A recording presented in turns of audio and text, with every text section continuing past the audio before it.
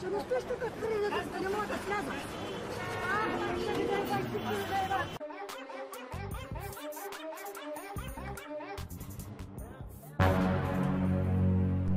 Хей, Никсан, искам да те питам нещо. Защо? Да не би да ме каниш на среща, Харсли? Не излизам с ниски. И без това имам планове за деня. И ако под планове имаш предвид да гледаш по цял ден клипове с кучета в YouTube, докато се тъпчеш чипс. Хей, не гледам клипове с кучета, гледам ремиксирани клипове на кучета. Ето, виж този.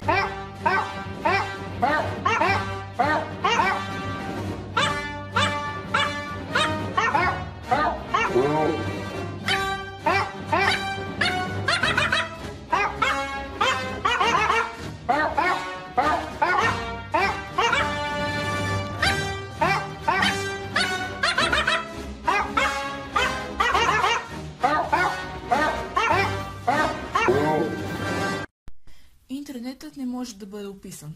Ще да те питам, дали искаш да дойдеш с мен на опера. Имам домашно по музика да напиша есе от впечатленията ми относно представлението. Не знам, може би... Ще те прекъсна тук. Трябва да имам точен отговор. Ще отида да питам Тедо. И без това сме в един клас, сигурно ще ме разбере. Няма начин да дойда. О, хайде! Ако я напишем есеята за срока по музика, ще имаме двойки за срока. Имам планове за деня и освен това трябва да довърши рисунката за часа по живопис.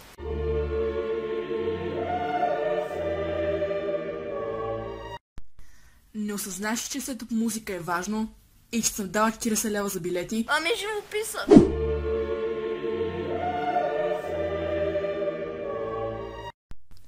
Теб си се оформили по живопис, а и си почти готов с работата си. Няма да успееш да си намериш извинение, за да не дойдеш. По дяволите, Харсли! Ще измисля начин да се измъкна от това, Харсли. Ще видиш! В момента си говоря в главата. Чакай малко. Означава ли, че главата ми е кукъвщо меко чуваме вътрешния глас?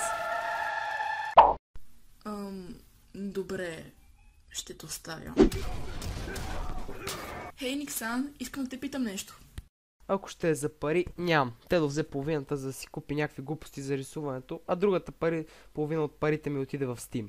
Естествено, по-малката сума от парите, които спестявах 2 години, отиде за Steam, защото он е нисък шибаняк, не знае какво означава шибано лично пространство.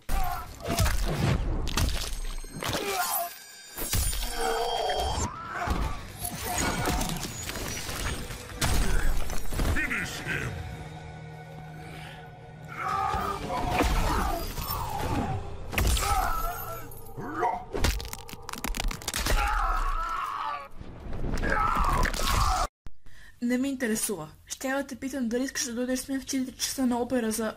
надушваш ли масло?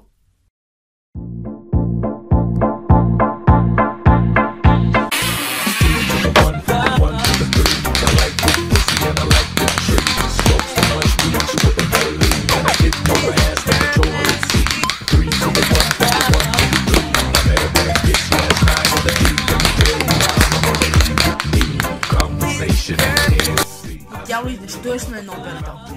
Никога! Това ти е за 260 лева, които ти, кучи син такъв, нагло взе от мен.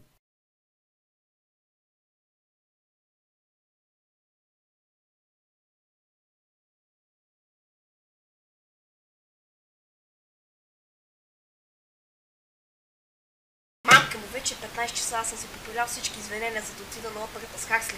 Трябва да измисля бързо нещо. Това е! Ще звъна на Иво от първия етаж да се мотаем навън. Добре дошли, драги зрители, в предаването, което следим знаменитостите, за да ви покажем техния нормален живот, защото си нямаме друга работа, освен да търсиме скандалното у всеки. А именно, папараци! Днес в предаването ще видите експлозивно интервю с популярната сред момичета от 10 до 13 години българската Майли Сайръс, а именно Гери Никол. Добре дошла, Гери, в студиото на папараци. Ще разкажеш ли нещо по-пикантно за себе си, так му да намажем рейтинг?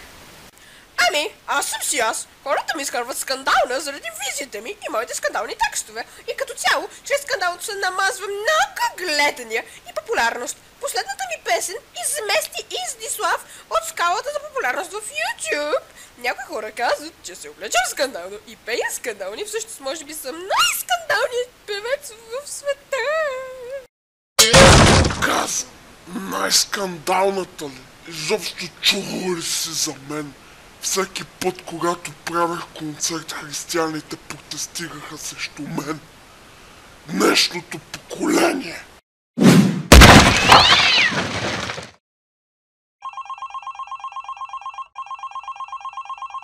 Ало, здрасти, Тедо. Хей, здрасти, Иво. Искаш ли навън? Моля те.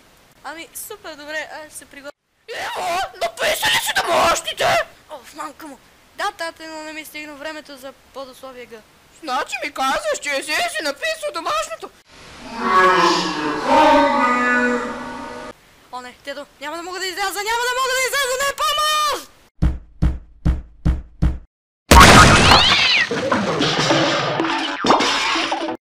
О, не, тате, не ме търкали, не!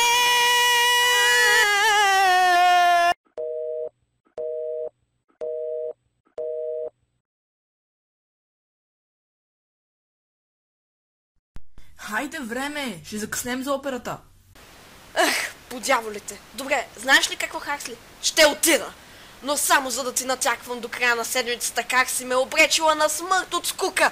Това сигурно ще бъдат най-скучните и дълги часове в живота ми. Едва ли някой друг ще направи толкова огромна саможертва за неговия почивен ден. Този ден за мен ще се запомни като пропиляната събота. Това ще са най-тъпите часове някога. Най-яките часове някога!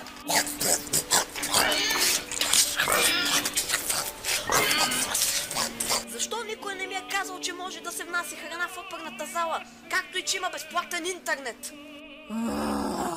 Колко още има до края на това чудо? Още 2 часа, 36 минути и 53 секунди. Поне написах есето. Аз също си написах моето. Не ми стигна една страница, затова написах цялата тетрадка по музика. Хаксли, защо не ми каза по-рано, че оперите са толкова забавни? Майната ти.